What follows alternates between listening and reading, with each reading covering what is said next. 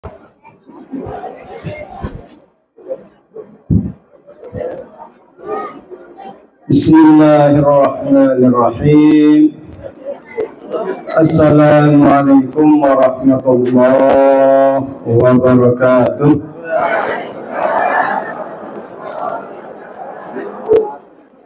Alhamdulillahi rabbil alamin. Alhamdulillahilladzi ja'alana ummatan muhammadiyatan ummatan wasata linakuna syuhada'a linnasi yawmal qiyamah. Alhamdulillahilladzi arsala rasulahu bil huda wa dinil haqq liyudhhirahu 'ala ad-dini kullih wa kafaa billahi shahida.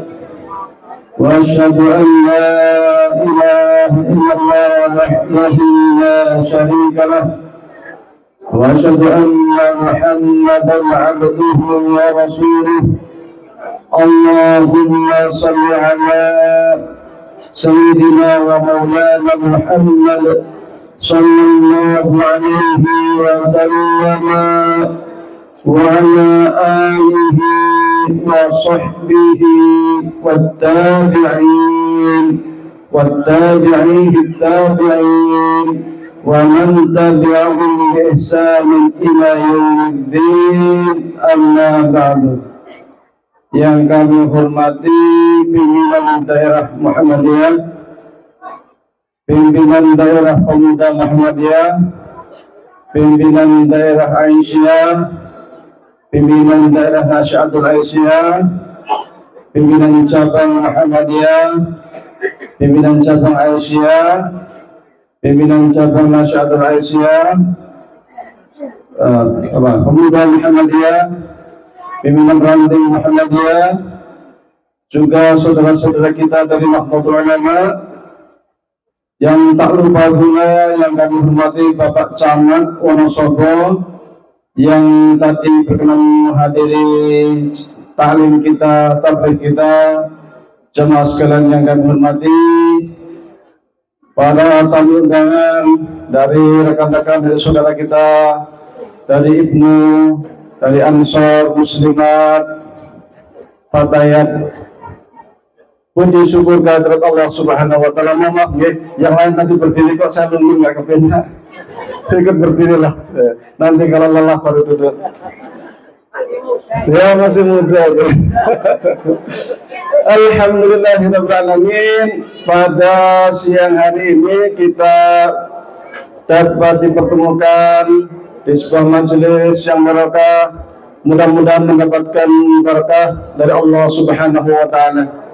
Salam serta salam semoga tetap tercurahkan kepada junjungan kita Nabi Agung Muhammad sallallahu alaihi wasallam. Jemaah sekalian yang kami hormati, sangat senang, sangat bahagia kami dapat kesempatan untuk kembali bersilaturahmi bersama jemaah Muhammadiyah di Wonosobo. Ini kali keempat. Iya. Sebelumnya waktu acara peresmian pimpinan cabang ya, pengukuhan pimpinan cabang Muhammadiyah di Wonosobonya, kemudian ada acara setelah itu di Garung Tapak Suci Sekeduraya, ya Tapak Suci Sekeduraya. Kemudian setelah itu di mana itu tempat salak itu? Hah? Oh iya, Laksono. Pulangnya bawa satu karung salak itu, tahu-tahu dibuka apa namanya mobilnya pas pulang, masya Allah, kasih karung salak itu cukup lah kalau untuk santri saya jumlahnya ada 27 gitu lah, sampai sisa-sisa itu. Ya, kemudian sekarang ke sini dan saya sangat senang ketika saya itu diminta untuk sharing pengalaman dengan para pemuda. Sangat senang, pemuda-pemudi senang sekali. Saya kalau pengajian, kan saya sering ngisi pengajian ya, biasa kecil-kecilan di ranting-ranting, entah di Kendal, entah di Gonggong, entah Dewan Ayasa, entah yang ini. Sering saya tuh sering nanya, ini pemudanya mana ya? Ini Aisyah, Nasihatul Aisyahnya mana ya? Karena ini enggak di sini ya, kalau di sini bagus lah. Karena kalau di tempat-tempat lain itu kalau ngaji yang datang itu ibu-ibu, bapak-bapak, pemuda ini ora teko ya. Ya nasihatnya ora teko gitu ya. Maka saya sering nanya ini kemana nasihatnya, kemana pemudanya. Maka saya senang ketika ada pengajian yang undang untuk pemuda. Karena ini artinya semangat kita sebagai Muhammadiyah yang konon kita itu ar-ruju' ilal Quran wa sunnah, ada harapan. Karena beberapa saat sekarang ini memang muncul banyak kekhawatiran terkait dengan krisis kader di Muhammadiyah. Ya. Sebenarnya pemuda ini sangat punya potensi untuk berkembang. Sangat punya potensi. Saya tadi dibisikin oleh ketua ranting, bisa cerita tapak suci di Mesir gitu ya, untuk inspirasi. Ya. Jadi saya di Mesir ini cukup lama saya, mungkin karena kerasan ya. Kan sana itu tempatnya Zulaikha. Ngerti dewi Zulaikha, kita cerita ini kan ayu nih rombong gitu. Mesir kok ayu. Ibaratnya nek 10 cewek sing ayu 20. Bayangannya ini ayu. Iya. Ana mung sing ana wong cewek 10 sing ayu siji ki pas-pasan. Soalnya kalau dhewe keturunannya gajah mada. Nah, nek ana ketemu Nabi Yusuf dan Zulaikha. Gitu. Jadi kerasan sampai datang tahun 96 baru pulang setahun setengah. Jadi 26 tahun di Mesir ya. Jadi sudah sering melihat wajah Fir'aun. Ya wajah Fir'aun itu bentuknya kayak ngopo wis kira terus. Ya. Neng dilalai kok orang kecantol saya Mesir. Ya Bali-Bali kecantol saya Mesir, padahal yang namanya orang Mesir itu paling senang kalau dinikahi orang Indonesia. Oh iya, bener. Kenapa? Karena orang Indonesia itu akhlaknya api, uangnya manutan, akhlaknya baik gitu. Nah orang Mesir, wah egonya tinggi, seneng apa? Seneng perang. Wah. Kalau di Mesir itu sehari nggak lihat orang perang mulut, sehari nggak lihat orang kelahi itu aneh. Kok hari ini kok spesial aja ya? Itu serius. Setiap hari itu mesti ada bonang motor, bonang metro, apa kereta bawah tanah dia. Wah mesti orang yang kelahi. Tiap hari itu. Maka jangan kaget kalau Israel Arab perang terus. Ya. Tipe-tipe dong. Sifatnya bodoh. Sama-sama egonya tinggi, sama-sama pengen jiwa perangnya tinggi. Mungkin karena padang pasir, dari panas sampai darahnya pun ikut panas mendidih. Anak kita kan sering-sering enak, gua turu kepenak, mikir gelap mending turu kepenak. Kalau sana enggak, wis padang pasir makannya daging. Jadi kalau makan daging ini baru kita makan tahu tempe. Ini ambendino. Darah daging ayam ambendino. Ya, sampai saya tuh di pasar tuh sering heran. Ini setiap hari ayam banyak banget dicontek terus. Kok ayamnya ngomong terus rantai-rantai. Ada orang Indonesia ayam siji dicacah-cacah cilik-cilik yang bawa sak keluarga. Di Mesir ayam satu buat satu orang. Makanya kalau punya istri orang Mesir memelihara ayam 10 bulan minta. Jadi makan ayam itu lauknya nasi, nasinya sedikit, ayamnya satu orang.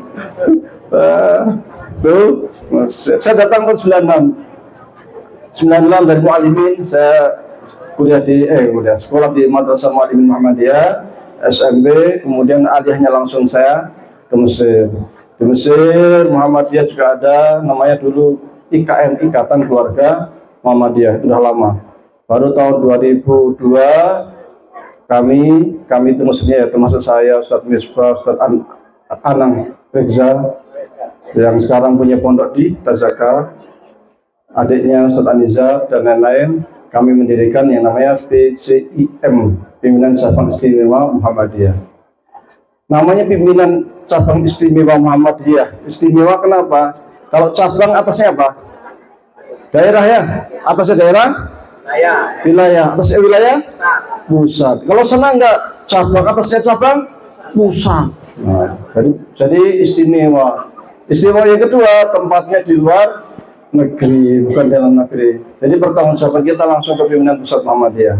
Ada istimewa yang ketiga, Muhammadiyah tapi masih cilik-cilik, termasuk Aisyahnya. Aisyahnya ini kelas 1 kuliah, kelas 2 kuliah. Jadi kalau di kita masih pemuda istilahnya, sana udah jadi Aisyah, tapi punya TK. TK pertama di luar negeri itu ada di Kairo. TK Aisyah pertama kali di luar negeri ada di Kairo. Sambil nyambi kuliah, sambil ngajar di TK, ya gitu. Sudah beberapa tahun TK Aisyah, alhamdulillah. 2002 Muhammadiyah berdiri KCIM resmi. Kemudian kegiatannya konsentrasi pada keilmuan, diskusi, ya memang banyak. Dan kita itu tidak banyak. Dari kisaran 13.000 mahasiswa Indonesia di Mesir, Muhammadiyahnya paling 400. Jadi dari 13.000, Muhammadiyah cuma 400. Jadi nggak terlalu banyak.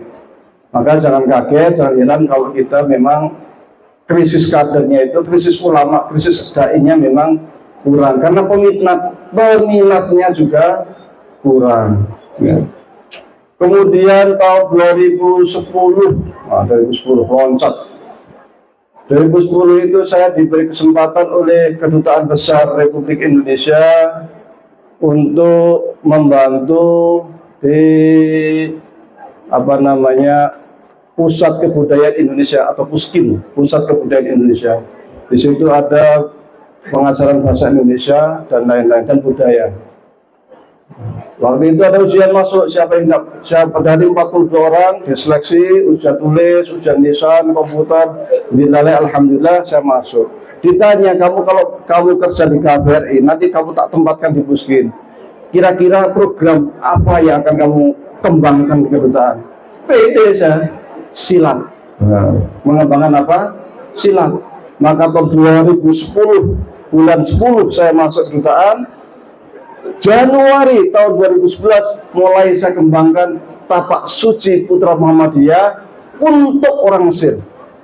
Bukan untuk orang Indonesia sudah biasa. Ini untuk orang Mesir, silat. Maka kemudian mulailah orang Mesir mendaftar 3 orang, dan itu berlangsung selama 2 tahun. Selama 2 tahun santrinya, siswanya berapa? 3. Sampai waktu itu pelatihnya bilang ke saya, "Kak, ini gimana Kak? Udah 2 tahun yang ikut silat cuma 3 orang ini." Kau bilang, "Ya udah lanjutkan saja, nanti tugas kamu melatih, tugas saya untuk promosi lah." Tapi jangan kaget, sekarang siswanya berapa? Lebih dari 6.000. Iya, 6.000 orang Mesir asli, bukan orang Indonesia. Putrinya lebih banyak daripada putranya. Iya. Nah, orang Mesir kan macam-macam, ada yang nggak suka pakai celana. Akhirnya kita buatin rok khusus tapak suci. Jadi tetap pakai celana tapi pakai rok, tohnya bawahnya lebar, pakai kuning bawahnya, merah kuning bawah. Jadi tapak pertama kali tapak suci kok punya seragam rok. Itu di Mesir. Di sini kan enggak. Si cadaran diwakil, bukan yang cadaran biasanya itu nggak mau kalau pakai celana kan, yaitu rok panjang. Luar biasa rapi sekali. Dan ternyata yang menggerakkan siapa? Para pemuda. Ya, para pemuda. Jadi bisa masuk pemuda itu di kawasan, di tempat-tempat yang bahkan tidak ada Muhammadiyahnya. Di Jerman itu terlalu suci buaya loh, rame. Karena yang ngajar itu Bapak, siapa nama itu? Dulu guru saya di Bali, kalau sucinya itu. Ya. Di Jerman orang, ya ada yang Kristus, ada yang ateis, tapi tapak suci bisa masuk ke sana. Muhammadiyah untuk orang Mesir tapak sucinya bisa, tetapi untuk gerakannya, maksudnya Muhammadiyahnya secara gerakan, ini agak susah. Kenapa? Karena kita agak lebih hati-hati. Di sana ada gerakan-gerakan Islam radikal, Islam yang macam-macam lah. Maka dikhawatirkan kita nanti dicurigai dan lain sebagainya. Maka untuk yang Muhammadiyahnya kita agak jaga jarak. Tetapi untuk tapak suci aman. Maka karena dia sifatnya netral, rame masuk, meskipun orang Mesir, tapi mereka dari sana mereka mengenal Muhammadiyah. Jadi kita perkenalkan Muhammadiyah melalui tapak suci putra Muhammadiyah. Jadi tahu. Dan mereka nyebutnya silat itu apa? As-silat al-islami, pencak silat Islam. Wih, orang main-main. Kenapa? Karena mereka heran. Dikiranya yang namanya bela diri itu tahunya dari Cina, kungfu kan? Dikiranya yang ada itu cuma di Jepang. Dikiranya yang ada di Korea saja. Ternyata ada loh bela diri dari negeri Muslim yang namanya silat. Dan ternyata silat itu berbeda dengan kungfu, dengan karate, taekwondo dan sebagainya. Kita mulai dengan doanya Islami, ya, dengan syahadat. Kita ada tekankan akhlakul karimahnya, hubungan emosional antara guru dengan muridnya juga terbina. Makanya kita itu dulu di Mesir, kalau Ramadan, wow, kita buka bersama, latihan silat itu buka bersama, latihan silat itu. Kalau ada satu orang saja, solidaritas kita muncul, kita tengok semua kan gitu. Senang darinya. Jadi mereka di tapak suci itu merasa, kok luar biasa ya persaudaraannya ya. Sampai dari sana juga banyak teman-teman Indonesia yang akhirnya nikah sama orang Mesir, gitu. Sama muridnya, habis dibandingin, dinikahi kan gitu. Gurunya ada, dua orang ini gurunya nikah sama muridnya itu. Nah, jadi penggerak mereka itu memperkenalkan Muhammadiyah di Mesir itu adalah para pemuda. Maka kalau seumpama cabangnya ada 17, ranting ada 17, ranting Muhammadiyah, maka idealnya ranting pemudanya minimal banget ya 17. Ya enggak? Iya. Mosok cabang mesti beda pemuda loh. Mosok ranting pemuda mesti ono. Maka kita masuk ke sana. Dengan apa? Dengan berbagai macam kegiatan, minimal ngaji bareng. Dari gerakan awal itu ngaji bersama. Jemaah sekalian yang kami hormati, yang namanya pemuda itu terpenting sebelum bergerak. Hal terpenting yang perlu disadari sebelum bergerak adalah kita punya ilmu. Karena ilmu ini yang akan mendasari pergerakan kita. Jangan sampai kita bergerak tanpa ilmu. Kenapa? Karena ilmu ini menjadi tugas utama bahkan ketika Allah hendak menciptakan Adam. Bekal pertama kali yang diberikan oleh Allah SWT kepada Nabi Adam itu adalah bekal ilmu. Maka Allah SWT mengatakan, wa qala rabbul malaikati inni ja'ilun fil ardi khalifah.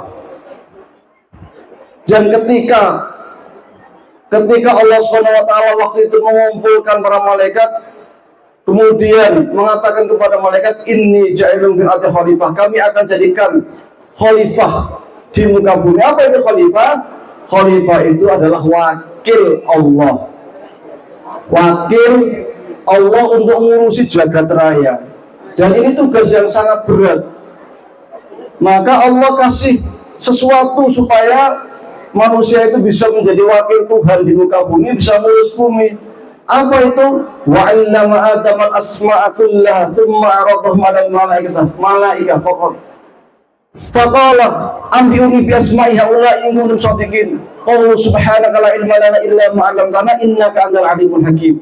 Ketika Allah kemudian perintahkan kumpulkan para malaikat, kemudian Allah meminta kepada para malaikat, kepada iblis salah satunya, disodorkan terkait ilmu pengetahuan, ternyata tidak mengetahui. Dan ketika Adam, setelah dia kasih ilmu pengetahuan ke Adam mengetahui, maka apa yang Allah perintahkan kepada malaikat? Perintahkan kepada seluruh malaikat dan juga iblis untuk sujud kepada Nabi Adam, karena ilmu ini memang sangat mulia. Bahkan Nabi Adam ini diajari oleh Allah Subhanahu wa taala ilmu pengetahuan ini sebelum Nabi Adam diizinkan masuk ke surga. Sebelum, jadi diciptakan, ditiupkan roh, jadi manusia, langsung wa'allama Adam al-asma'a kullaha thumma rabbahu 'ala al-malaikati faqala anbi'uni bi asma'i ha'ula'i in kuntum shadiqin. Qalu subhanaka la ilma lana illa ma 'allamtana innaka antal 'alimul hakim. Qala ya Adam anbi'hum bi asma'ihim. Beritahu nama-nama itu. Ketika dikasih tahu nama-namanya, maka Allah perintahkan kepada para malaikat, Allah perintahkan kepada iblis untuk sujud kepada Nabi Adam. Baru setelah itu diizinkan Nabi Adam masuk ke surga. Baru diizinkan. Uskun anta wa zawjukal jannata wa kula minha ragadan haitsu syi'tuma. Wahai Adam, wahai Hawa, kalian silahkan masuk ke surga. Makan apapun yang ada di surga, bebas terserah. Kapan itu? Setelah diberi ilmu pengetahuan. Karena tugas kita sangat berat. Maka kalau kita lihat kemajuan umat Islam pada waktu itu karena Islam itu sangat mencintai ilmu. Maka tidak heran ketika ayat yang pertama kali itu apa? Iqra, bacalah. Bukan akimis sholatlah bukan, puasalah bukan, tapi baca. Itu ayat pertama. Saking pentingnya yang namanya ilmu pengetahuan. Bahkan ketika terjadi perang Badar, jumlah kaum muslimin waktu itu kisaran 300-an, jumlah kaum kafir Quraisy kisaran berapa? 1000-an. Perang pertama kali yang dilaksanakan kaum muslimin melawan kafir Quraisy di Madinah. Pertempuran dimenangkan oleh kaum muslimin yang jumlahnya lebih sedikit, yang kisaran 300. Sebagian orang kafir meninggal, sebagian lagi ditangkap menjadi tawanan perang. Maka kemudian kaum muslimin bingung, pertama kali perang, pertama kali punya tawanan. Kita pakai tawanan ini. Bagi Umar, tawanan udah, mereka ini telah menghina engkau ya Rasulullah. Mereka telah menentang Allah dan Rasulnya. Menurut kami mereka dibunuh saja. Tapi ada pendapat lain. Ya Rasulullah, mereka ini memang tawanan perang. Mereka ini memang menentangmu. Mereka menentang Allah dan Rasulnya. Tapi mereka ini kerabat-kerabat kita juga ya Rasulullah. Mereka itu saudara-saudara kita ya Rasulullah. Mereka paman-paman kita juga ya Rasulullah. Maka kami punya usulan, kami punya ide, supaya mereka yang punya harta, berikan hartanya kepada kaum muslimin. Mereka yang nggak punya harta, tapi bisa membaca dan menulis, mereka dipersilakan, diperintahkan untuk mengajari anak-anak kaum muslimin membaca dan menulis. Ketika anak-anak kaum muslimin sudah bisa membaca dan menulis, persilahkan ya Rasulullah, supaya mereka ini, tawanan-tawanan ini kita kembalikan ke Mekah. Jadi apa? Membaca, menulis. Karena saking pentingnya. Bahkan di dalam Al-Quran itu ada ayat, ada surat, namanya surat Al-Qalam. Apa artinya? Pena, surat kok pena gitu. Buat HP sekalian. Like pulpen. Maksudnya sarana nulis itu kan zaman dulu kan pulpen. Sampai sekarang pun orang meskipun punya HP, punya laptop masih pakai kan? Nah, itu sarana lah. Pulpen, karena pulpen ini menjadi sarana ilmu pengetahuan. Maka kemudian salah satu penulis buku Ta'lim Muta'alim, Ta'lim Muta'alim, salah ngerti Ta'lim Muta'alim. Dia mengatakan apa? Kita ini sebagai talibul ilmi, wajib bagi kita kemana-mana itu teman kita pulpen dan buku. Kenapa? Pulpen itu menjadi sarana ilmu. Terkait buku, Allah sendiri menciptakan makhluk yang namanya lauh. Lauh, apa itu lauh? Lauh itu adalah buku catatan yang Allah ciptakan mengenai segala sesuatu sejak zaman azal yang akan terjadi sampai hari kiamat. Ditulis detail banget.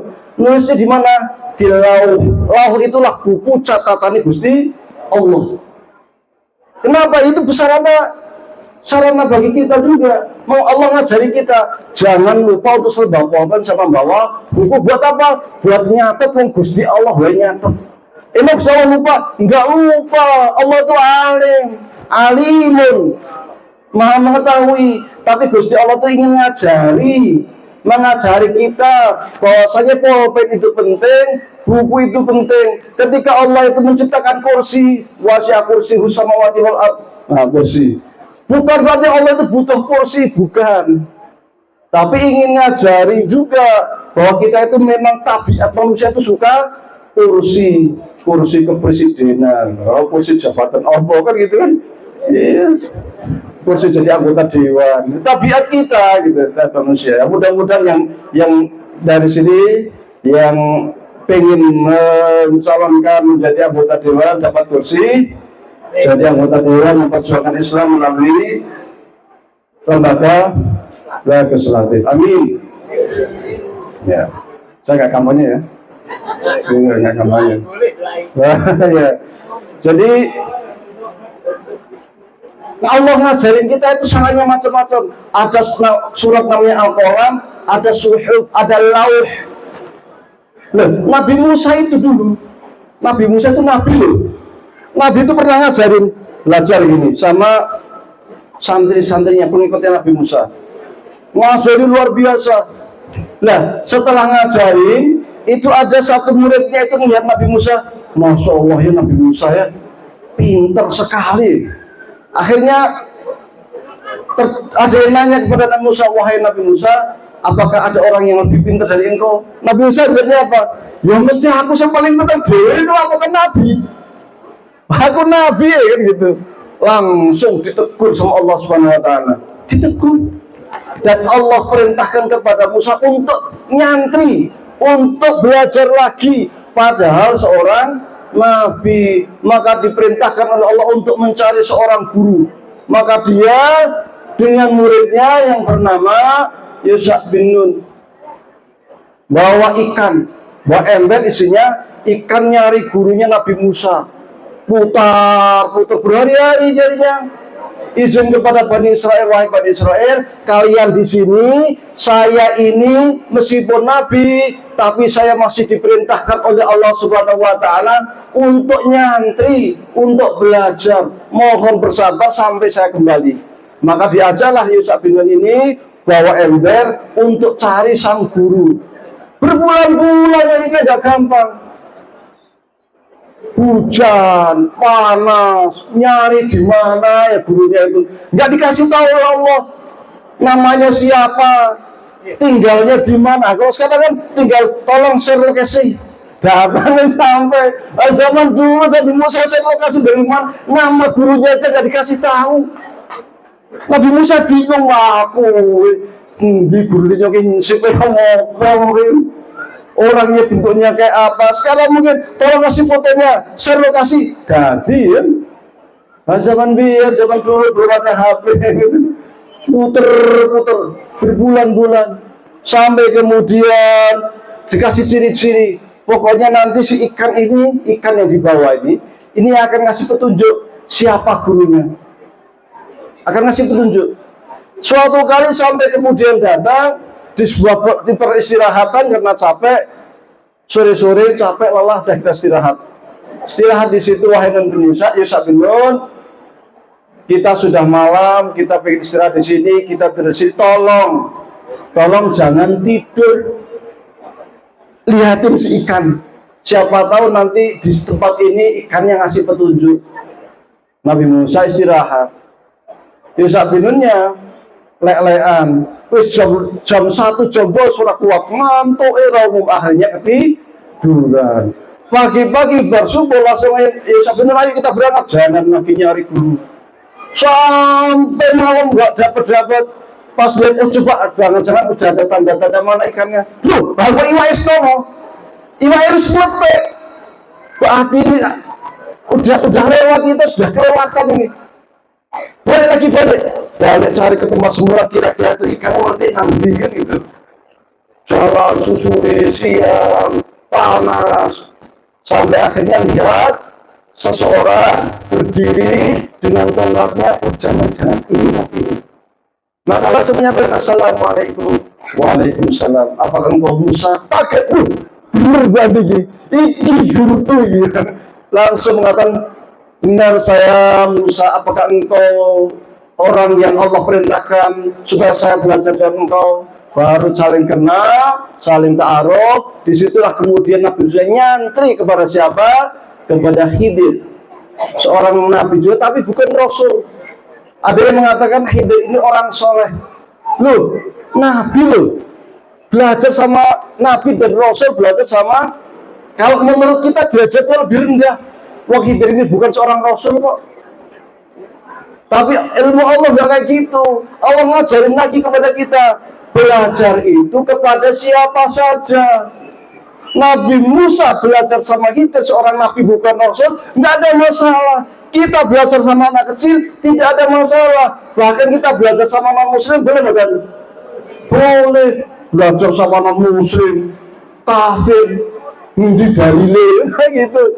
Ada dalilnya dulu. Waktu Nabi Muhammad SAW di Madinah, kalau Nabi surat-suratan dengan orang Yahudi pakai bahasa Arab, orang Yahudi kalau ngirim surat Rasul pakai bahasa Ibrani. Maka kemudian Rasul lama-lama mikir, ini kalau kita surat-suratan sama orang Yahudi pakai bahasa Ibrani, butuh penerjemah dari orang Yahudi. Ini bahaya juga ini. Kalau terkait surat rahasia bisa bocor. Maka kemudian Rasulullah SAW perintahkan kepada Zaid bin Sabit, Zaid, kamu belajar bahasa Ibrani. Belajarlah dia bahasa Ibrani, sampai kemudian dia menguasai bahasa Ibrani. Maka ketika surat menyurat dan orang Yahudi pakai bahasa Ibrani, nggak perlu penerjemah, sudah ada orangnya. Maka kemudian boleh belajar kepada non-muslim, kepada orang Yahudi loh ini. Zaid bin Sabit belajar Ibrani kepada siapa? Kepada orang Yahudi. Berarti boleh belajarnya bahasa Ibrani. Bahasa Ibrani itu bagi orang Arab dulu itu bahasa asing. Maka sekarang kita belajar bahasa Inggris sunnah, belajar bahasa Arab sunnah, belajar bahasa Prancis juga sunnah. Sunnah itu apa? Sunnah itu adalah segala sesuatu yang diucapkan oleh Rasulullah SAW, segala sesuatu yang dilakukan oleh Rasulullah SAW, dan juga segala sesuatu yang disetujui oleh Rasulullah SAW. Itu namanya sunnah. Maka ketika ada hadis innamal a'malu binniyat wa innamal likulli imrin ma nawa, ini kan Rasul yang ngendikan, yang menyampaikan. Berarti itu namanya sunnah qauliyah. Kalau Rasul mengatakan shollu kama ra'aitumuni usolli, ya, salat kalian seperti engkau melihat saya salat. Jadi orang Rasul tidak sholat gerakannya begini, ada ruku, ada sujud, kemudian disampaikan, kemudian sampai menurunkan. Itu juga sunnah. Ada sunnah takririyah, ketika ada orang makan dop itu sejenis kadal, tapi bukan kadal, itu artinya di Arab, tapi mirip kayak kadal, cuman kulitnya agak keras, kayak hampir kayak buaya. Itu makanya rumput. Nah, itu disate, dimakan sama sahabat. Rasul biarin aja, lihat Rasul, tapi biarin aja. Berarti Rasul setuju, itu juga namanya sunnah. Jadi apa yang dikatakan, apa yang dilakukan oleh Rasulullah, apa yang disetujui oleh Rasulullah, itu semuanya namanya sunnah. Ketika Rasul memerintahkan Zaid bin Sabit untuk belajar kepada orang Yahudi, orang asing, orang non-muslim, berarti itu sunnah supaya kita bisa mengambil ilmunya dari orang asing. Ketika Rasulullah SAW menyetujui usulan para sahabat supaya orang musyrik loh, ngajarin para anak-anak Madinah, berarti itu juga bagian dari sunnah Rasulullah SAW, bahwasanya kita itu boleh loh mengambil ilmu dari non-muslim, bahkan dari orang musyrik. Maka ketika ada pemuda kita mau belajar ke Cina, silahkan, itu sesuai dengan sunnah Rasulullah SAW. Ketika ada pemuda kita ingin belajar di Amerika, di Rusia, di Eropa, di Australia, di Mesir, silahkan, boleh. Sama orang Muslim lebih baik, sama non Muslim juga diperbolehkan selama itu membawa manfaat bagi umat Islam. Dan Rasul pun sejak dulu, sejak awal tidak pernah alergi. Jangan belajar sama orang Yahudi. Orang Yahudi kok kita belajar? Kita belajar sendiri? Enggak. Rasul perintahkan jadi sana silahkan belajar. Rasul pun setuju ketika orang musyrik ngajari baca tulis kepada anak-anak kaum muslimin, silahkan. Artinya apa? Kita itu terbuka untuk belajar kepada siapa saja, jangan ditutup. Dan sunnah Rasul itu sangat luas. Sunnah Rasul itu bukan hanya sekedar puasa Senin Kamis, puasa Daud, sunnah-sunnah Qobliyah Ba'diyah, bukan hanya sekedar itu. Jangan juga disempitkan.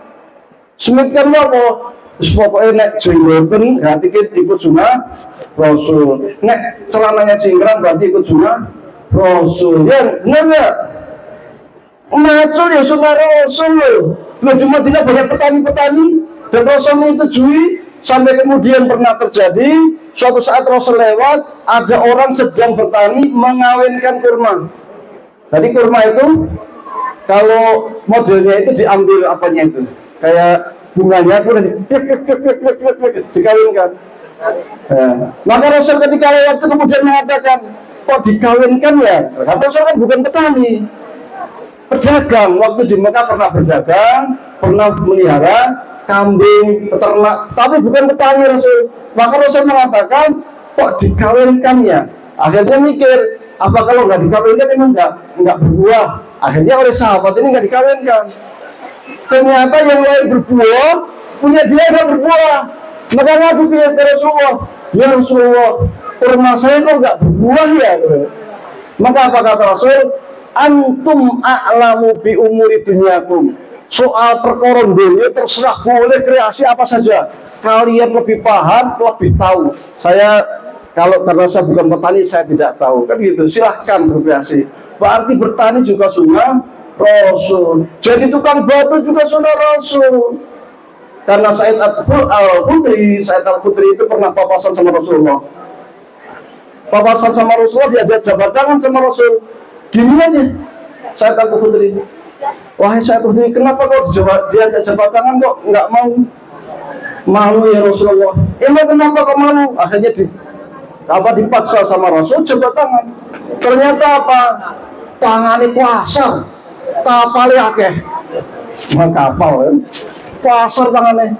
Ini kok kasar begini, kenapa wahai Said Al-Khudri? Apa jawab beliau? Saya ini ya Rasulullah, profesi saya tukang batu, kerjaannya mukul-mukul batu. Jadi ya tangan saya kasar kapalan, maka saya malu berjabat tangan dengan engkau ya Rasulullah. Maka oleh Rasul apa? Tangan itu dicium oleh Rasulullah SAW, dan Rasul mengatakan tangan yang seperti ini yang akan mengantarkanmu menuju surga. Dan sangat jarang Rasul mencium tangan sahabatnya, tapi ini dicium. Kenapa?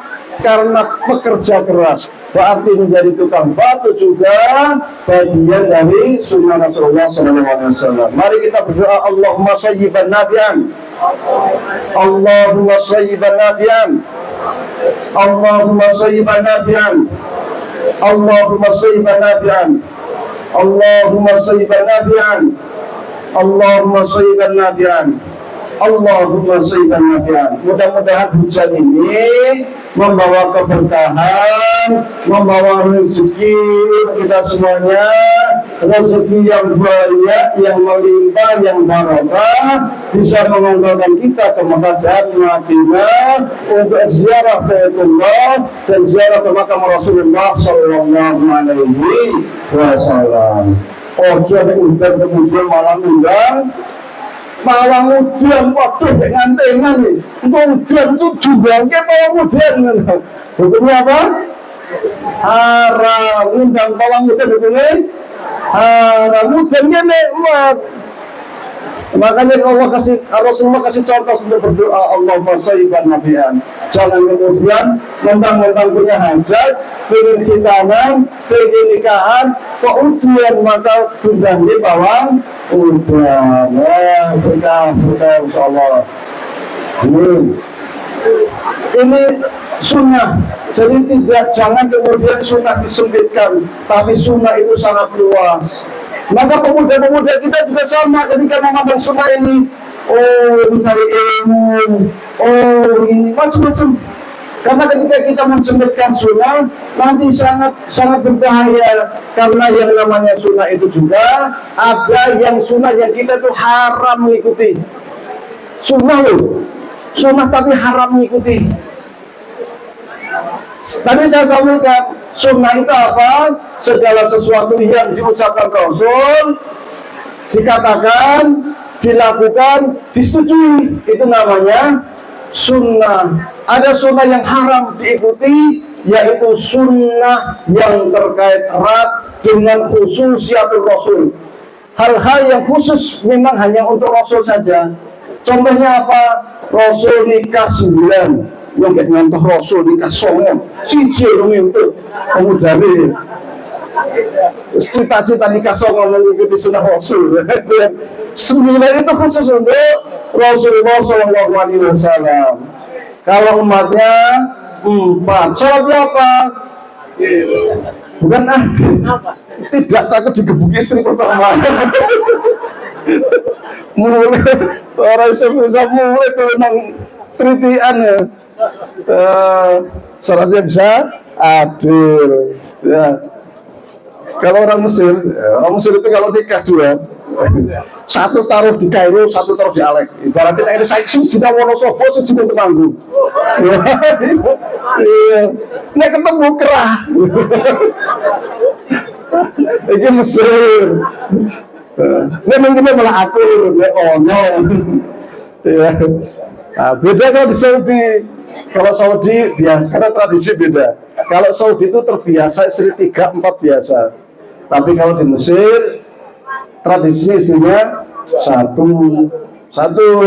Kalau di Afrika Barat, kalau suami kok istrinya cuma 1, istrinya malah yang bingung, bukan suami yang bingung.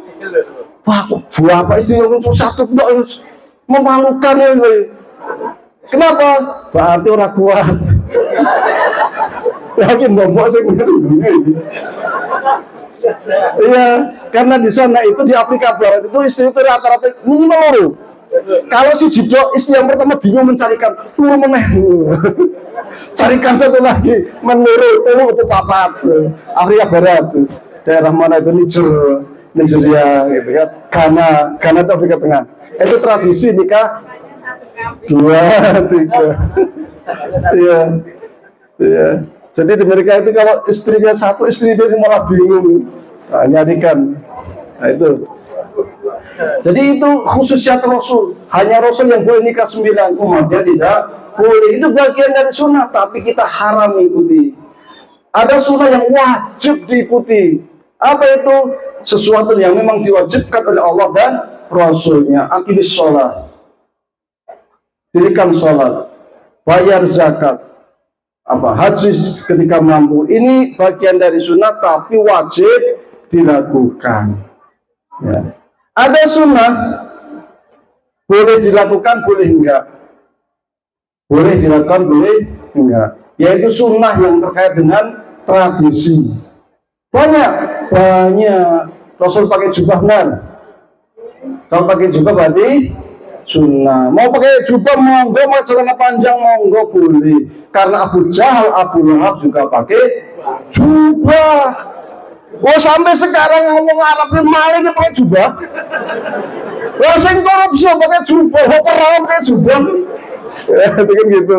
Perampok pakai jubah. Jadi jangan kemudian nek pakai jubah berarti sunnah. Ya benar sunnah Rasul. Tapi sunnah terkait dengan tradisi. Sama ketika Rasul makan kurma 3 jari juga sunnah. Jangan kemudian makan bakso makan mie ayam pakai 3 jari. Itu tangannya melonyo. Lalu sunnah Rasul itu makan 3 jari. Saya jadi tretet kalau mau sebut pusing nyari apa? Nyari kuda. Kenapa? Rasul naik kuda kemana? Sunnah Rasul. Ya tekan. Orang ngurung unta, hanang dari sana mau unta. Ini sunnah terkait dengan budaya Arab. Maka ketika kita bilang sunnah itu macam-macam, kita harus jeli sunnah yang bagaimana dulu. Ada yang sunnah yang ketika dilaksanakan mendapatkan pahala, ketika ditinggalkan tidak apa. Contohnya apa? Sunat qobliyah sebelum fajar yang pahalanya melebihi dunia seisinya. Ya, puasa Senin Kamis, ora kuat ya ora apa-apa. Kan gitu. Itu sunnah. Jangan sunnah dianggap wajib. Ora jenggoten, enggak ikut sunnah. Dengan sunnah. Wah kalau model kalau saya punya jenggot tak pelihara ora jenggot. Masa tak pasang. Karena ini buru sunnah dipasang kan. Ya enggak, ini kan jangan sunnah jadi wajib. Ada orang yang celananya sampai melebihi mata kaki. Enggak ikut sunnah, bukan hubungan kita itu bukan sunnah. Enggak gitu, kan sunnah. Sunnah itu bukan wajib, kan gitu. Maka kita harus pintar milah-milah supaya tidak apa, supaya tidak eksklusif. Supaya kita bisa tahu, oh ini memang harus kita lakukan, oh ini bukan kita nggak boleh kita lakukan, oh macam-macam. Ternyata sunnah Rasulullah SAW, ternyata kita jadi tani pun sunnah, oh kita dagang ternyata sunnah, dagang ya sunnah Rasulullah berdagang. Ngarit, wah sunnah Rasul itu sebelum jadi Rasul jadi pengembala kambing. Sunnah kayak ngarit ikut sunnah Rasul kan gitu. Iya. Melihara kambing sekarang keuntungannya gede loh. Beli 40 kambing 1 bulan, 2 bulan, 3 bulan lumayan keuntungannya kan. Nah, ngarit itu bagian dari sunnah Rasulullah SAW. Maka kenapa saya mengatakan demikian? Sekarang ini banyak muncul kelompok-kelompok gerakan muda kebanyakan yang sekarang ini belajar, besok udah jadi mufti. Belajarnya instan. Belajar di mana? Di Google. Waduh. Syekhnya siapa? Mbah Google. Syekh Google. Ini kan repot. Sehingga fatwanya itu membingungkan. Padahal Muhammadiyah. Ini masalah lain. Ternyata Muhammadiyah tapi nggak pernah baca putusan tarjih. Muhammadiyah bilang nyanyi haram. Loh tadi yang di sini pada nyanyi. Sang surya telah bersinar. Nyanyi kan? Terus nyanyi haram nggak? Ini orang dalam Muhammadiyah mengatakan nyanyi haram. Oh, tergantung nyanyi. Kalau secara ya haram. Cilik-cilik, bocah cilik aja tahun berapa itu saya pas pulang gitu ya. Lupa saya waktu zaman itu cara. Saya tahu cara karena waktu itu kau saya kan nggak pernah dengerin lagu-lagu ya. Cilik-cilik gitu, doanya ini cara kasih opos begitu cara ini. Sebulan. Nah, jadi tergantung ya.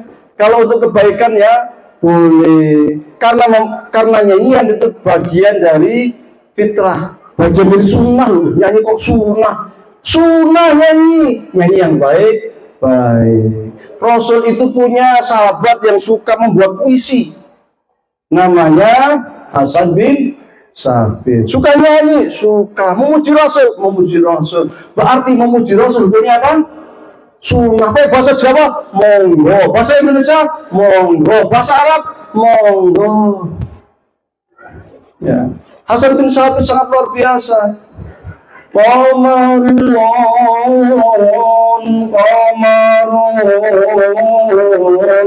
qamarun sidna nabi qamarun wa jamil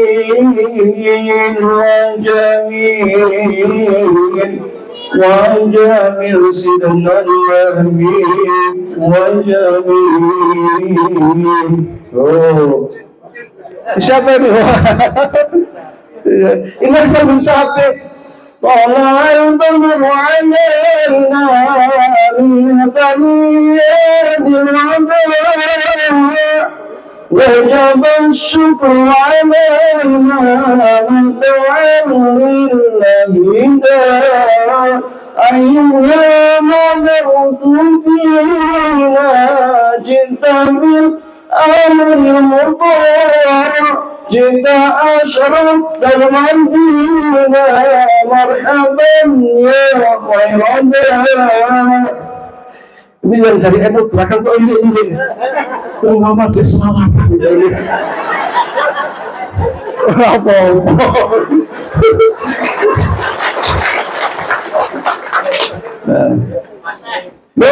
Muhammad ini dia lihat sama dengan gurunya siapa? Syekh Soleh Darat. Syekh Soleh Darat itu kayak Haji Hasyim itu juga gurunya sama Syekh Soleh Darat. Syekh Soleh Darat itu ngarang kitab yang sangat bagus, Syarah Jauhar Tauhid pakai bahasa Jawa. Nah, kitabnya podo yang dikaji. Ke Mekah ya gurunya podo pernah ngaji ke Rasulullah Al Bantani. Syekh Abu Bakar Sato. Syekh siapa itu? Minangkabau itu siapa itu namanya? Kok lupa saya itu. Gurunya podo, pemikirannya sih beda. Akidahnya podo. Sampai sekarang akidahnya NU Muhammadiyah ya podo, yaitu Ahlus Sunnah wal Jamaah. Singkatannya Aswaja. Muhammadiyah saja. Openingnya. Nek orang percaya buka HPT himpunan putusan Tarsih bagian akhir. Di situ disebutkan hadhihi muakhasah min kulli salah. Ya belum. Kalau yang kita sebenarnya Ahlus Sunnah wal Jamaah setelah rujukan saya Ahlul Haq Sunnah. Tapi yang di HPD yang sekarang terusnya Ahlul Haq Sunnah. Saya Ahlul Sunnah. Ahlul Haq Sunnah adalah kelompok yang benar, yang itu merupakan istilah yang dituliskan oleh Imam Al-Asy'ari dalam kitabnya yang judulnya Al-Ibanah, yang juga sering disebutkan berkali-kali oleh Imam Al-Ghazali di dalam bukunya Hidayatul Hidayah, dan juga di pembukaan bukunya Imam Al-Ghazali di dalam kitab Tauhid yang judulnya Al-Iqtisad fil I'tiqad. Ya, jadi podo di bagian matan akidahnya itu sama persis, bedanya di fikih. Kalau akidahnya memang sama antara Muhammadiyah dengan NU, sama persis. Bedanya di fikih ada beberapa cabang-cabang yang beda. Tapi secara umum hampir mirip. Itu fikihnya pun fikih ibadah, muamalatnya podo. Fikih ibadahnya bedanya pun dikit. Paling soal subuh, soal tahiyat ya. Doa iftitah podo. Loh, kita kan pakai Allahumma ba'id-ba'in. Allahumma ba'id-ba'in di apa kitab-kitab Syafi'iyah juga banyak loh. Banyak disebutkan. Contoh pilihan, budalai kono nilainya Allah Akbar kabiran, kita yang Allahumma ba'id-ba'in. Tapi dua-duanya itu ada riwayatnya sama. Di kitab-kitab Syafi'iyah juga sama. Podo. Mulai salam waktu sholat, assalamualaikum warahmatullah, assalamualaikum warahmatullah. Di Muhammadiyah membolehkan assalamualaikum warahmatullahi wabarakatuh. Di kitab Iqna karya Imam Abu Suja mazhabnya Syafi'i juga ada. Ya, karena saya ngajarnya kitab Syafi'iyah jadi ngerti. Selain juga HPT dan fatwa tarjih. Ya, karena guru kita sama ya. Jadi memuji Rasulullah SAW itu bagian dari sunnah Rasulullah SAW. Memuji. Syair, maka membuat puisi keindahan, monggo yang suka puisi, suka buat lagu, tapi buat lagu yang baik-baik. Jangan mengikuti sunnahnya Inul Dara. Sunnahnya cecak rowo kan gitu. Sunnahnya apa? Sunnah itu perilaku baik itu namanya sunnah. Maka dalam hadis itu kan dikatakan man sanna sunnatan hasanatan. Barang siapa yang membuat sunnah hasanah. Ya.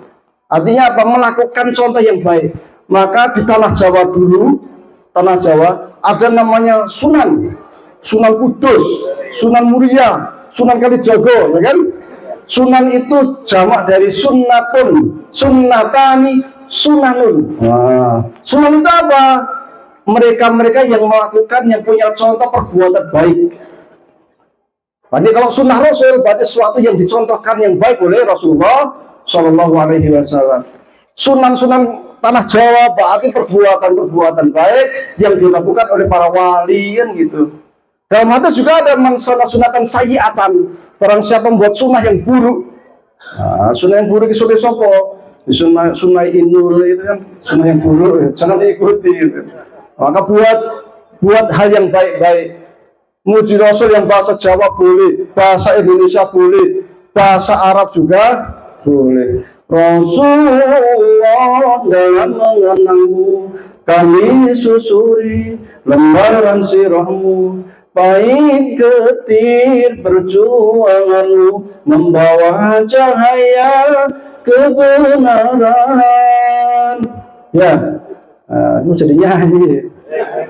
Ya. Saya juga buat puisi sendiri, tapi tak perkenalkan puisi saya. Judulnya Nidaul Jihad, bahasa Arab nih. Tak namai dengan Sholawat Nidaul Jihad. Lagi-lagi Muhammadiyah nggak bisa sholawat ini. Sholawat apa? Nidaul Jihad.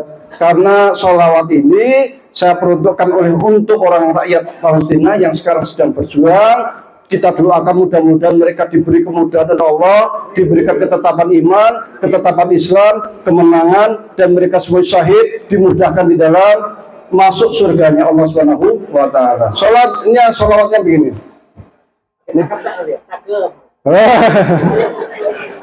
Cakep gitu. Sholawatan itu cakep ya. Allahumma sholli ala Sayyidina Muhammadin yuthabitu bihi aqdama mujahidil Filistinin wa yu'izu bihil Islam wa yu'li bihil muslimin wa yansuru bihi alal yahud a'da'anka wa a'da'an ويشدد به شملهم ويفرق به جمعهم ويفرق به تدبيرهم ويزول به دولتهم إلى الجهاد نداء الله للمسلمين إلى الجنات التي وعد المتقون اللهم صل على سيدنا محمد يثبت به الأقدام مجاهد الفلسطينيين ويعز به الإسلام ويعلي به المسلمين وينصر به على اليهود أعداءك وأعداء الدين ويشتت به شملهم ويفرق به جمعهم ويفرط به تدبيرهم ويزول به دولتهم إلى الجهاد نداء الله للمسلمين إلى الجنات التي وعد المتقون. Saya kalau baca sholawat yang saya buat sendiri sedih saya, teringat perjuangan rakyat Palestina yang luar biasa. Maka kita selalu doakan. Saya santri-santri saya, ya, setiap pagi, setiap petang selalu membaca ini. Karena ini doa supaya mereka diberi ketetapan iman, ketetapan hati, kemenangan. Allah hancurkan orang-orang Yahudi, binasakan mereka, binasakan negara mereka. Ini bagian dari doa kita untuk orang-orang Palestina, sehingga ketika kelak kita di akhirat ditanya, ketika bangsa Palestina berjuang untuk mempertahankan Masjid Suci Al-Aqsa, apa yang kamu lakukan? Kita akan jawab, saya sudah mendoakan mereka. Minimal ada sesuatu yang kita lakukan, saya sudah mendoakan mereka. Maka kita berharap mudah-mudahan Masjid Suci Al-Aqsa itu segera kembali kepada kita, kembali ke pangkuan kaum muslimin. Saya tahun 2011 pernah ke sana. Cukup menyedihkan. Cukup menyedihkan. Kenapa? Karena Masjid Suci Al-Aqsa itu masjid kita itu. Kita ingin sholat di sana, tapi yang namanya militer Israel, senjatanya besar-besar itu kan, kamera di mana-mana. Loh, ini masjid kita kok, tapi orang Israel itu sakepin dewe kan gitu. Tapi kita nggak bisa berbuat apa-apa. Mereka kadang masuk ke masjid pakai sepatu gitu. Nah, ini masuk masjidnya Masjid Suci Al-Aqsa loh. Nah, maka kita juga sedih itu. Maka kita berharap Masjid Suci Al-Aqsa ini segera dikembalikan kepada kaum muslimin. Saya pun buat sebuah puisi juga untuk Masjid Suci Al-Aqsa ini. Intinya puisi saya itu berharap apa? Masjid ini segera kembali ke pangkuan kaum muslimin. Kita bisa mengibarkan bendera liwaul Islam, liwaul bendera kemenangan di Masjid Suci Al-Aqsa. Kita bisa sholat di sana. Kita bisa bangga dengan kemenangan kita, kemenangan umat Islam, sholat di Masjid Suci Al-Aqsa, kita sucikan Masjid Suci Al-Aqsa dari najis-najisnya kaum Yahudi, dan juga kita bisa membaca sholawat untuk Nabi Muhammad SAW. Puisinya gini, nah, saya kasih judul Nida Minal Quds, panggilan dari Masjid Suci Al-Aqsa.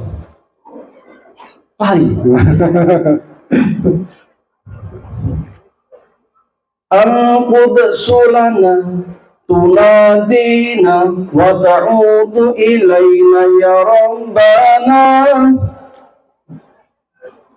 narfa'u rayatana aliyatan khafaqatan fakhran lana wa li ummatina fakhran lana wa li ummatina nusalli fiha wa nutahhiruha min anjasil yahuda wa nusallimu ala khairil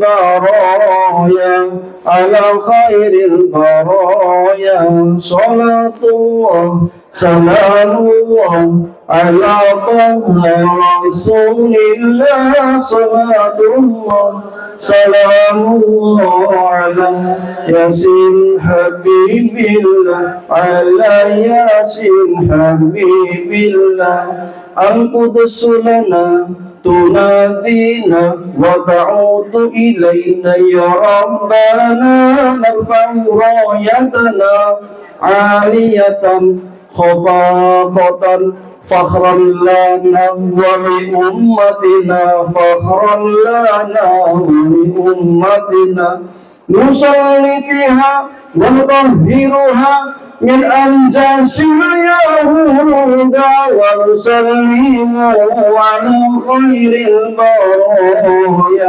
ala khairil baraya salatullah salamullah ala rasulillah salatullah salamullah ala yasin habibillah ala yasin habibillah salatullah salamullah ala rasulillah salatullah salamullah ala yasin habibillah ala yasin habibillah. Jadi maju sholat. Nah, iya, sholat itu pahalanya benar. Man sholat alaihi sholatan sallallahu alaihi asyra. Siapa yang melakukan sholat satu kali, insya Allah akan diberi 100 kerahmatan, kebaikan, kan seperti itu. Ya. Jadi, dan yang di Palestina itu penggeraknya semua pejuang-pejuang Palestina itu, termasuk Abu Ubaidah, Izzuddin Qassam, itu semuanya itu siapa? Para pemuda semua. Tapi otaknya sangat cemerlang itu. Mereka bisa membuat terowongan di bawah tanah. Palestina itu luasnya cuma 300, bukan Palestina, Gaza yang sekarang diserang. Itu luasnya kisaran cuma 365 kilo. Enggak besar. Wonosobo berapa? Ya mungkin semua sabar, mungkin Wonosobo lebih besar nih kayak Gaza, lebih besar Wonosobo. Terowongan Hamas yang dibuat di bawah tanah itu berapa kilo? 500-an kilo. Kok iso? Putar sana, putar sini. Jadi di bawah Gaza itu wow, terowongan semua dan 3 lantai. Makanya kadang tahu tuh jedor, pintunya banyak. Makanya mumet Israel, mumet. Karena terowongannya sangat luas, sangat panjang, sangat jauh. Ada di situ untuk gudang senjatanya, untuk lengkap perkantorannya. Itu kayak kota di bawah tanah itu. Itu kadang nggak bisa. Kena enak kalau saya pakainya pakai apa? Pakai selang, kasih air. Mikirnya apa? Leng apa leng itu ya? Itu kan kalau dikasih air itu kan lama-lama betul loh. Mikirnya kan loh. Ternyata Hamas lebih canggih, pemuda-pemuda Palestina lebih canggih. Sudah siap semua. Nanti kalau banjir gimana? Nanti kalau ketangkep Israel kemudian dikasih air gimana? Ternyata dikasih air nggak mempan. Wah, mereka sudah siap semua, tinggal pintu itu terceklek. Udah air masuk, full keluar. Gitu. Oh iya, sudah cukup. Oke. Ora kroso. Iya. Gara-gara salah kok ora kroso. Tapi mudah-mudahan bermanfaat. Nanti kalau dindak malah juara dendam maning. Nek nanggung kan malah lumayan. Sok ngerti pas ngaji dendam maning. Cuma satu hal yang saya pesan kepada pemuda Muhammadiyah itu, kita harus bergerak dan jadi kader, jadi militan. Saya kepikiran begini, sekiranya sekolah-sekolah Muhammadiyah, kan sekolah Muhammadiyah sangat banyak, 50% saja dari seluruh sekolah Muhammadiyah jadi kader, kita tidak akan pernah krisis kader. Benar nggak? Setahun itu tak hitung-hitung dari TK sampai perguruan tinggi, setahun itu jutaan loh orang-orang yang keluar dari sekolah Muhammadiyah. Hanya 50% yang kurang 500.000. Nah, sekarang kok aneh, yang jadi ketua KAE, yang jadi ini aja. Nanti pemilihan lagi, itu lagi puter aja. Ini gimana ini kekurang kader? Saya juga bingung saya. Yang saya heran lagi, dia itu punya posisi di pusat, tapi di daerah jabat. Di cabang jabat juga, ranting jabat, atau double di bagian kabel ini kan gitu. Kadang mumet saya tuh nggak kepikiran. Mosok Muhammadiyah, katanya penduduk kita yang ikut Muhammadiyah 300 juta. Mosok 30 juta nyari ketua ranting, mosok iso. Masa serius? Saya menemukan beberapa orang dia itu di pusat, tapi di wilayah di daerah juga itu. Bingung mumet saya tuh. Masa kita sampai segitunya sih krisis? Ini artinya apa? Ada hal yang salah. Maka orang tua mestinya ketika tali estafetnya harus diberikan kepada pemuda, legowo, tak kasihkan ke pemuda. Jadi dari pemuda ya ke ranting, ke Muhammadiyah gitu. Jangan pemuda sampai umur 45 saya di sini pemuda kan. Harus ubahan di sini pemuda terus itu. Ngurusin terus.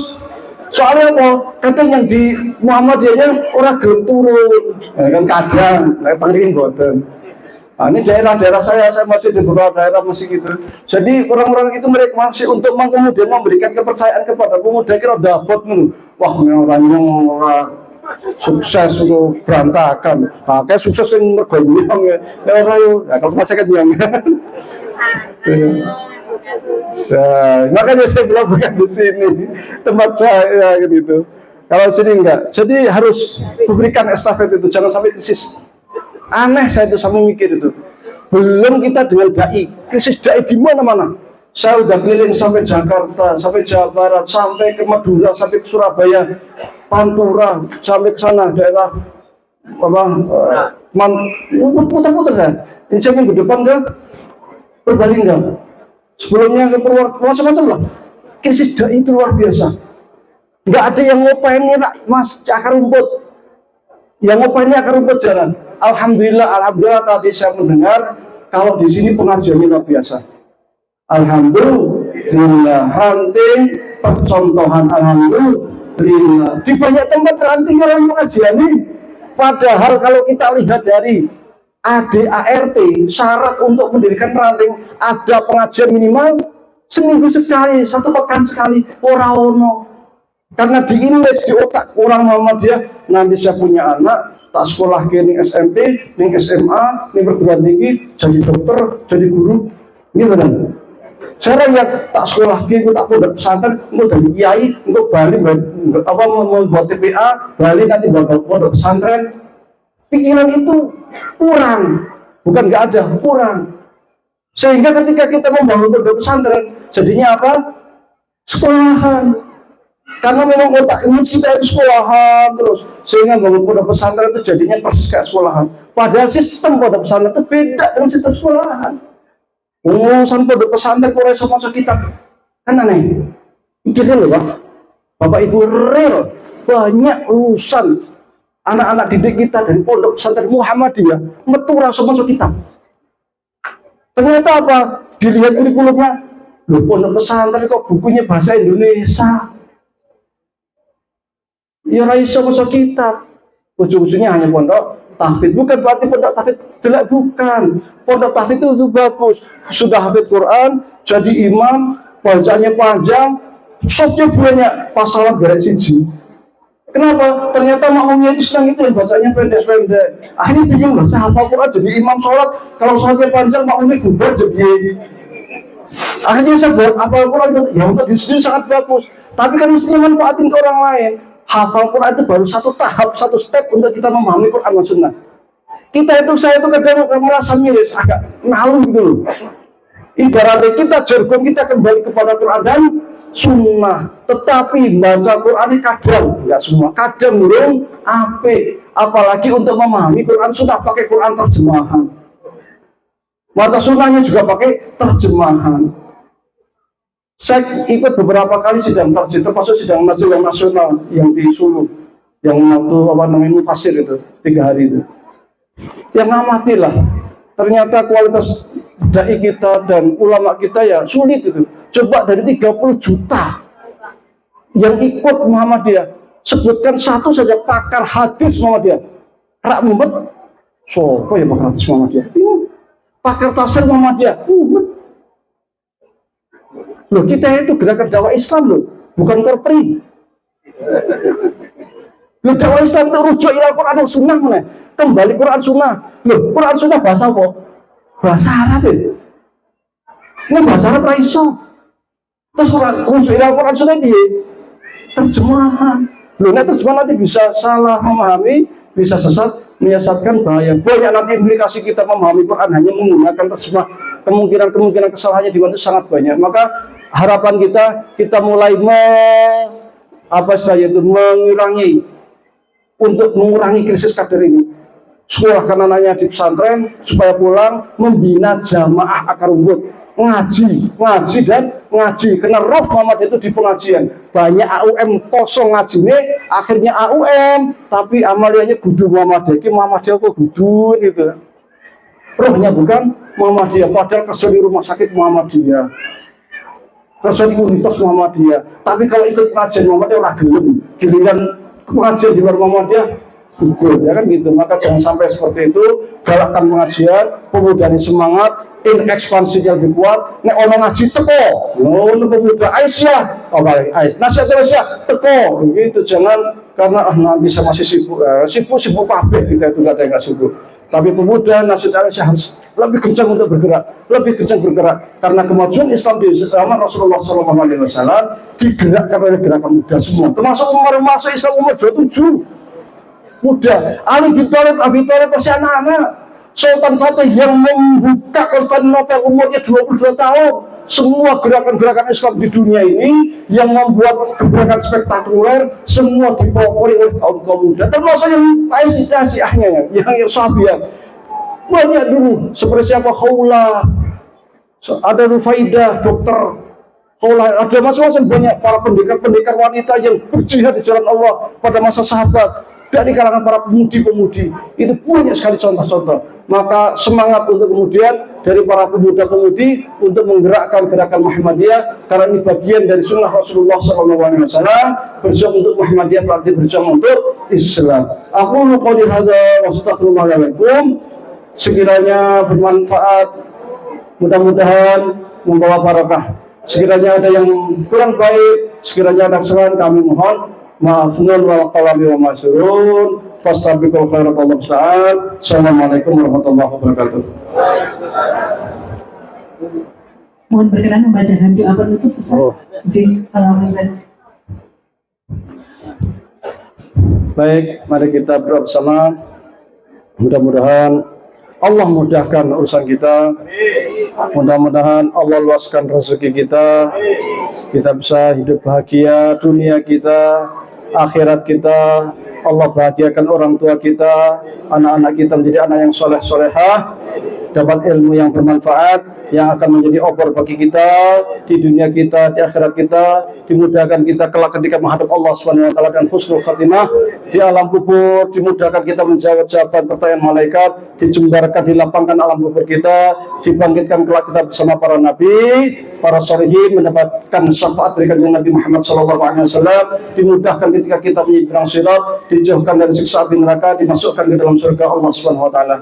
Allahumma shalli ala sayyidina Muhammadin fil awwalin, Allahumma shalli ala sayyidina Muhammadin fil akhirin, Allahumma shalli ala sayyidina Muhammadin fil mala'il a'la ila yaumiddin. Hamdan syakirin, hamdan na'imin, hamdan yuafi ni'amahu wa yukafi mazidah. Ya Rabbana lakal hamdu kama yanbaghi li jalali wajhika wa 'azim sultanik. ربنا تقبل منا صلاتنا وصيامنا وركوعنا وسجودنا وتضرعنا وتخشعنا وتعبدنا وتمم تقصيرنا يا الله يا رب العالمين.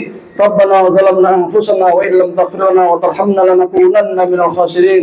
ربنا اغفر لنا ذنوبنا ولوالدينا وارحمنا كما ربونا صغارا. اللهم انا نسالك علما نافعا وعملا متقبلا ورزقا حلالا طيبا. اللهم انا نعوذ بك من علم لا ينفع ومن قلب لا يخشع ومن نفس لا تشبع ومن دعاء لا يستجاب له. اللهم فقهنا في الدين وعلمنا التأويل وآتنا الحكمة من عندك إنك على كل شيء قدير. ربنا لا تزغ قلوبنا بعد إذ هديتنا وهب لنا من لدنك رحمة إنك أنت الوهاب. ربنا هب لنا من أزواجنا وذريتنا قرة أعين واجعل للمتقين إماما. ربنا إننا آمنا بما أنزلت واتبعنا الرسول فاكتبنا مع الشاهدين. ربنا وآتنا ما وعدتنا على رسلك ولا تخزنا يوم القيامة إنك لا تخلف الميعاد. اللهم إنا نسألك السلامة في الدين وعافية في الجسد وزيادة في العلم وبركة في الرزق وتوبة قبل الموت ورحمة عند الموت ومغفرة بعد الموت. اللهم هون علينا في سكرات الموت ونجينا من النار ونرفع عند الحساب. اللهم أعنا على ذكرك وشكرك وحسن عبادتك. اللهم أجرنا من النار. اللهم أجرنا من النار. اللهم أجرنا من النار. اللهم إنك عفو كريم حليم طيب العفو فاعف عنا. اللهم اصلح لنا ديننا الذي هو عصمة أمرنا واصلح لنا دنيانا التي فيها معاشنا واصلح لنا آخرتنا الذي إليها معادنا واجعل الحياة زيادة لنا من كل خير واجعل الموت راحة لنا من كل شر. اللهم أرنا الحق حقا وارزقنا اتباعه وأرنا الباطل باطلا وارزقنا اجتنابه. يا حي يا قيوم برحمتك نستغيث. يا حي يا قيوم برحمتك نستغيث. يا حي يا قيوم برحمتك نستغيث. اللهم إنا نعوذ بك من الكفر والفقر ونعوذ بك من الجبن والبخل ونعوذ بك من غلبة الدين وقهر الرجال.